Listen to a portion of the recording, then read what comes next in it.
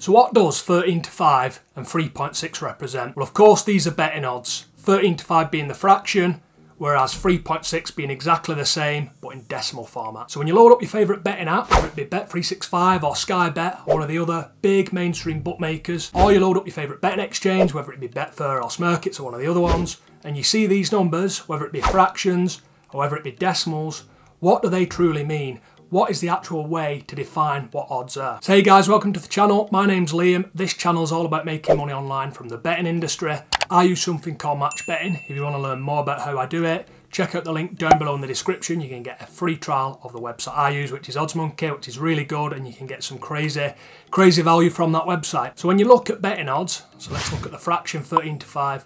What that odd is basically saying, for each £5 that you bet, the bookmaker or whoever you're betting with, they will return £13 of profit to your balance should that bet win. Whereas if you look at the conversion, the decimal, which is 3.6, decimals work slightly different. So basically they work by using the stake that you're going to use. So let's say £10, times in that stake by the decimal odd, which is 3.6. So 10 times by 3.6 equals a return of £36. Now that return is derived from your profit and your initial stake return back to you as well. Now if you were to bet £10 at 13 to 5, that would also give you the exact same return as well, which is £36. So either way you look at it, whether you're using the fraction or whether you're using the decimal, 13 to 5, 3.6 will equal a return of £36. Now what you might not be aware of if you come from a punting background, a recreational gambling background, is that these fractions and these decimals convert to implied probability or percentage chance. So basically the odds that are being offered are representing probability and representing the chance of something occurring. So to work out exactly how this works, if we start with a fraction, which is what bookmakers are renowned for using, they have done since forever, they've always used them. If we look at the fraction, the way you would convert the fraction into a decimal to start with is you would divide the two numbers in the fraction together and then add 1. So 13 to 5, how many times is 5 going to 13? The answer to that is of course 2.6. And then once you've got that number, you just simply add 1 to the number, so 2.6 plus 1 equals 3.6, and you're left with the decimal odd, so the conversion is 3.6. Now once you've got the decimal odd, you can then convert the decimal odd into implied probability or percentage chance. And the way that you do it is you just take 1 and divide it by the decimal odd, so 1 divided by 3.6 equals 0.27777, and then once you've got that number, just times it by 100 to give you your implied probability, which of course is 27.77%, so 27.78% chance. So as you can see, you start with a fraction, you convert the fraction to a decimal, and then you convert the decimal to implied probability or percentage chance. Now the funny thing about odds versus implied probability or percentage chance is that the shorter the odds get, the higher the implied probability goes, whereas the larger the odds get, the shorter the implied probability goes. So it is a little bit confusing at first, and this is why it isn't highly publicised in the media that this is how odds actually work. It's much better to look at some betting odds, to look at 13 to 5 and say, I'll throw a fiver on this bet and expect a £13 return should it win. But in reality, they do convert to percentage chance, and if you can get your head around it, you can actually win long term at betting. So we look at a really short odd, if we look at 1 to 5, which is 1.2 in decimals, and then of course from that you can derive your implied probability, which is about 83%. So as you can see, we've got really short odds, 1 to 5, 1.2, but a really high implied probability.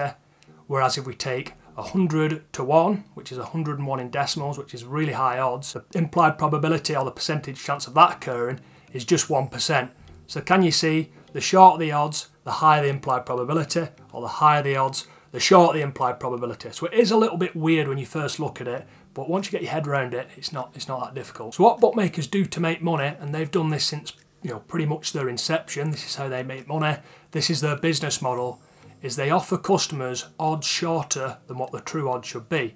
So if the true odds are 3.6, the bookmaker might offer you odds of 3.0. So basically if the true probability is 27.78% chance, they might offer you something like 33.33% chance. So can you see they're trying to sell you that something is more probable, something's more likely than it actually is. And this is how bookmakers make money. So to win at betting, you just simply need to invert this process. If you want to learn how to do that, I'll leave a video in the end screen of this video which will tell you exactly how you can win at betting in a step-by-step format. So what you might be saying to yourself is that there's no way that someone can predict football 100% accurately or predict who's going to win a horse race absolutely accurately, or a tennis match, who's going to win the tennis match. And you'd be right in saying that. And the reason I bring this up is because I remember ages ago, one of my mates said this exact same thing to me. I was explaining how odds work, I was explaining how trading works and match betting and stuff like that.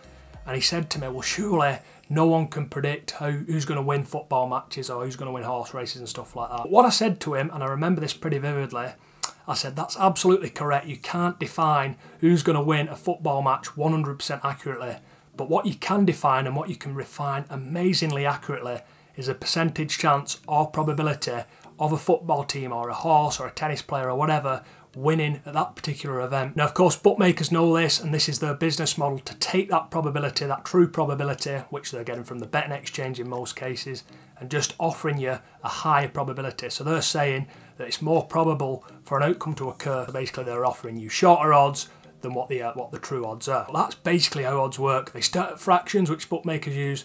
They convert to decimal odds, which most people who are match betting, traders, all that kind of thing, what they're using. And then from that, they actually convert to implied probability or percentage chance, which surprisingly is completely avoided and not talked about by any of the bookmakers. It is a little bit confusing, guys, and if you do want to learn more about how to win at betting and how to do it really simply, I'll leave a video up on screen now, along with another video, which you can also check out. I appreciate you watching this video, guys. Please drop me a like, it is much appreciated, and I'll see you soon in the next video.